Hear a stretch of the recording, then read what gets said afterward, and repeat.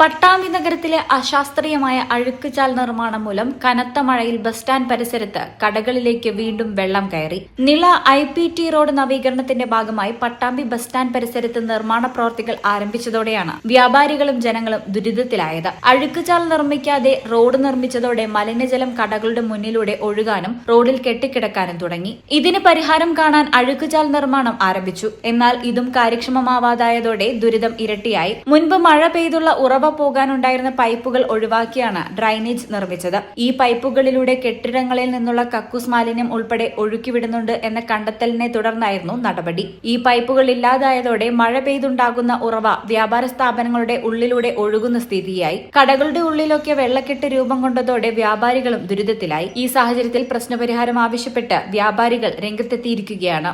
അത് ശാശ്വതമായിട്ട് അല്ലെങ്കിൽ നമ്മൾ രാത്രി കട അടച്ചു പോകും.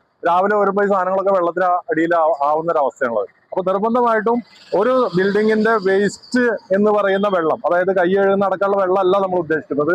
കൃത്യമായിട്ട് ബിൽഡിങ്ങിന്റെ മുകളിൽ നിന്ന് വരുന്നതോ അല്ലെങ്കിൽ ശുദ്ധമായിട്ടുള്ള വെള്ളം അത് കൃത്യമായിട്ട് അത് ഈ ചാലിലേക്ക് പോകാനുള്ള സംവിധാനം തന്നെ വേണം. അത് ചിലപ്പോൾ ഈ ബിൽഡിങ്ങിന്റെ സൈഡ് കൂടെ, കാരണം ഇവിടെ സൈഡ് കോൺക്രീറ്റ് ചെയ്തപ്പോൾ ചില ബിൽഡിങ്ങിന്റെ ഉള്ളിലേക്ക് ഉറവ് വരുന്നുണ്ട്. അത് പോകണമെങ്കിൽ നിർബന്ധമായിട്ടും കോൺക്രീറ്റ് ചെയ്ത ഭാഗത്ത് ഡ്രിൽ ചെയ്തിട്ട് വെള്ളം പോകാനുള്ള സംവിധാനം അടക്കമുള്ള കാര്യങ്ങൾ. ഇപ്പൊ ഇന്നിപ്പോ രാവിലെ മുനിസിപ്പാലിറ്റി ചെയർപേഴ്സൺ ഇവിടെ വന്നിട്ടുണ്ടായിരുന്നു, ഇപ്പൊ MLA വന്നിട്ടുണ്ട്. തീർച്ചയായിട്ടും സംയുക്തമായിട്ട്, കാരണം എന്താ വെച്ചിട്ടുണ്ടെങ്കിൽ ഇതിന്റെ മുന്നേ നമ്മളെ ഭാഗത്ത് പറഞ്ഞിട്ടുള്ളതാണ്, ഏകോപനമില്ലാത്തൊരു വിഷയം ഇവിടെ ഉണ്ട്. അപ്പൊ അതുകൊണ്ട് നിർബന്ധമായിട്ടും കൃത്യമായിട്ട് MLAയുടെ നേതൃത്വത്തിൽ, മുനിസിപ്പൽ ചെയർപേഴ്സന്റെ നേതൃത്വത്തിൽ എല്ലാ ഡിപ്പാർട്ട്മെന്റുകളും ഇരുന്ന് ചെയ്തുകൊണ്ട്, കാരണം നമ്മൾ ഏറ്റവും കൂടുതൽ ബുദ്ധിമുട്ട് അനുഭവിക്കുന്നത് ഇവിടുത്തെ കച്ചവടക്കാരാണ്. നഗരസഭാ ചെയർപേഴ്സൺ TP ഷാജിയും മുഹമ്മദ് മൂസിൻ MLAയും പ്രദേശം സന്ദർശിച്ചു. വിഷയത്തിൽ അടിയന്തര ഇടപെടൽ ഉണ്ടാകുമെന്നും പ്രശ്നപരിഹാരത്തിന് നടപടി സ്വീകരിക്കുമെന്നും മുഹമ്മദ് മൂസിൻ MLA പറഞ്ഞു.